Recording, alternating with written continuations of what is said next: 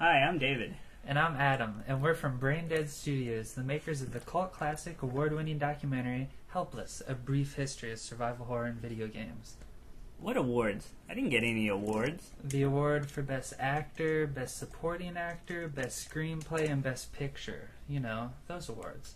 Yeah, we'll support this. And let's begin.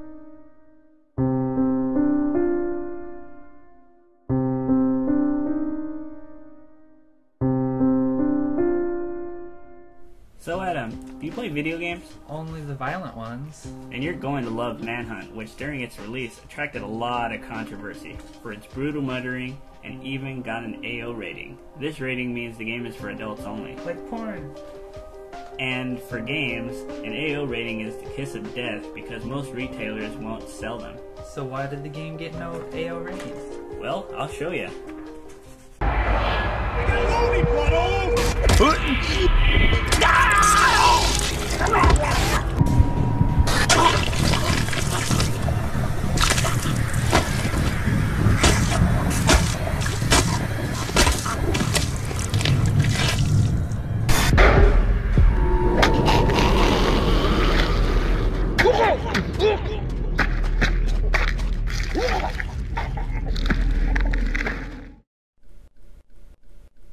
And the game garnered even more controversy due to its release on the Wii console. Why? Well, Adam, I'm glad you asked.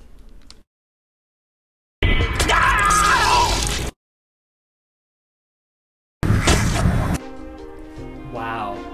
Do you want to play? Not now, but this does remind me of the time I played Grand Theft Auto 4, and after that all I wanted to do was blow stuff up and whittle a shank out of my toothbrush. You're really not helping me prove that games don't make people violent. Will you stop whittling your toothbrush? Fine, but when zombies take over the world and you find yourself unprepared, I will laugh at you as I carve out my escape with my handy-dandy toothbrush shank. Speaking of shanks and zombie apocalypses, actually I don't think I can make a transition out of that.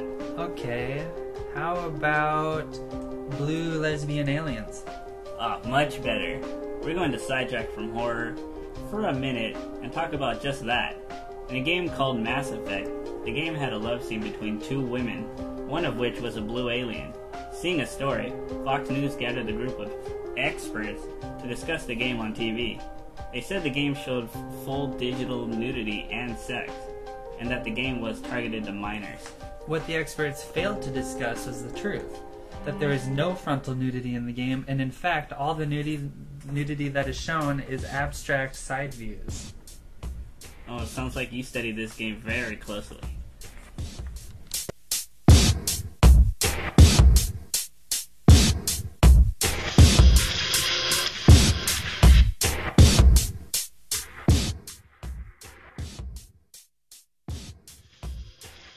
Not to mention the fact that the game was given an M rating, which means you have to be a certain age to buy the game. In fact, you could see worse on daytime television shows where there's absolutely no way to filter out mature content to kids. Good thing sex in video games hasn't turned pornographic. Hot coffee? Kind of a bad time for a coffee break. Never mind. So back to the hotness that is survival horror games. This game isn't controversial for its violence or gore, even though it has plenty of both. But this game has been labeled as racist. Oh, Resident Evil 5. This game I know something about. So Resident Evil 5 is considered racist because it has a white guy killing Africans. But didn't Resident Evil 4 have a white guy killing Hispanics? And no one complained about that.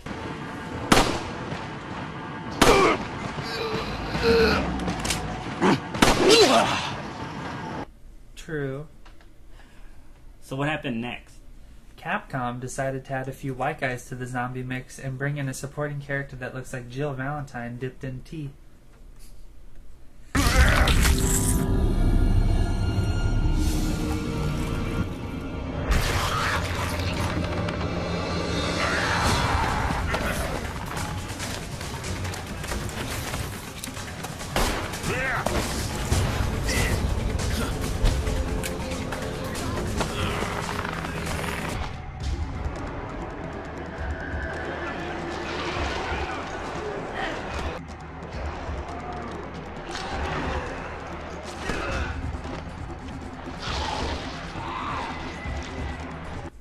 So our next game is, drum roll please. I said drum roll please. It's Doom. You suck. So Doom was controversial for little things like heavy violence, extreme gore, and satanic imagery. Did you say satanic imagery? Yeah, stuff like pentagrams and blood sacrifices. Don't stop, buddy. There's nothing you can do for me. They're all gone. Surprised us.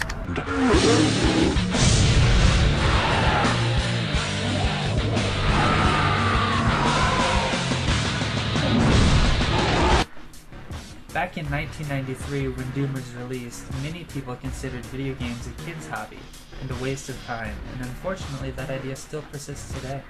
Now the gaming industry and culture is evolving, and the average gamer is in their mid-30s, and many games are being considered work of art, both technically and visually. One of those games is the critically acclaimed BioShock. Anyways, the controversy arose when it was revealed that the player would be able to either save or harvest the young girls in the game, called Little Sisters. So this would mean that the player would have to choose between saving a young girl's life or killing the child for their own gain. We all make choices, but in the end, our choices make us.